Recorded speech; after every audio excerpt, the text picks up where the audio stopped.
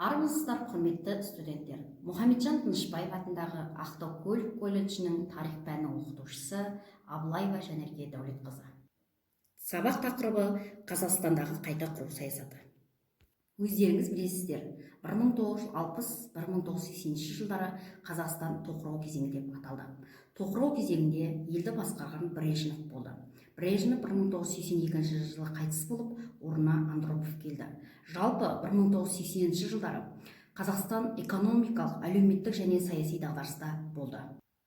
Енді қайта құру кезеңінің белгілері. Мына жерде қарап отырсаңыздар, әлеуметтік экономикалық дамуды жеделдету, яғни ғылыми-техникалық жаңалықтарды пайдалану, экономикалық басқаруды өзгерту, еңбек тәртібін күшейту, жаңа кәсіпорындар ашу және модернизация жүргізу.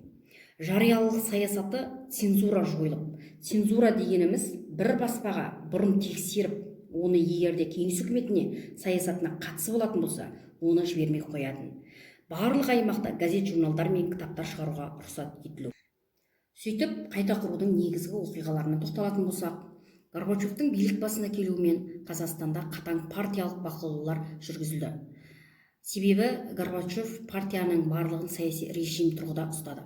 1986 жылы Кеңестік коммунистік партиясы Дінмұхамед Қонаевты республикалық партия ұйымының бірінші хатшысы лауазымына қайта сайлады. Дінмұхамед Қонаевтың билік басына келуі Горбачевке ұнамады.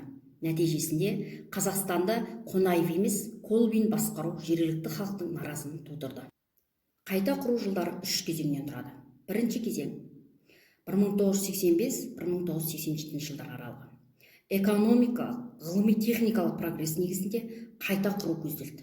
Алайда зауыттар мен фабрикалар импорттық қайта жабдықтаудан бас тартты.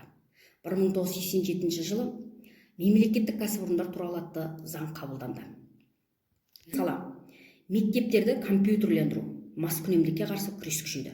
Алайда азық-түлік тапшылығы айқын байқалып кетті. Мамандар саясатына тоқталатын болсақ, бұл саясат қайта қолға алынды. Бірақ партия қызметкерлері қоғамды бұрынғысынша жарлық арқылы басқарып отырды. Ұлт саясатында ешқандай өзгерістер болмады. Себебі 1986 жылы желтоқсан оқиғасына тап болды. Және бірінші кезең сәтсіздіктерге толы кезең болды. Қайта құру кезеңдерінің екінші кезеңі 1987-1989 жылдар аралығы. Шаруашылықтың арендалық, мердігерлік жүйесі, жеке кәсіпкерліктерді шұғыл дамыту көзделді. Алайда аталған шаралар жүзеге аспады. Үшінші кезеңі 1989-1991 жылдар. Қайта құру идеялары дами алмады. Себебі бірінші, мемлекет басшыларының реформаларды батыл түрде іске асыра алмады. Екінші себебі, барлық сатыдағы төрешілдік жүйе өз қарсылығын білдірумен болды.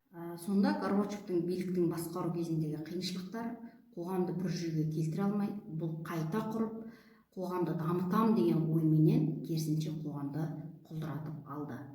Саясатты жүзеге асыра алмай, Горбачевтың тұсында КСРО-ның ыдырауына бірақ алып келді. Нәтижесінде Қазақстан Республикасы 1991 жылы 16 желтоқсанда тәуелсіздік алды. Олай болса, студенттер, сабағымыз аяқталды. Сау болыңыздар.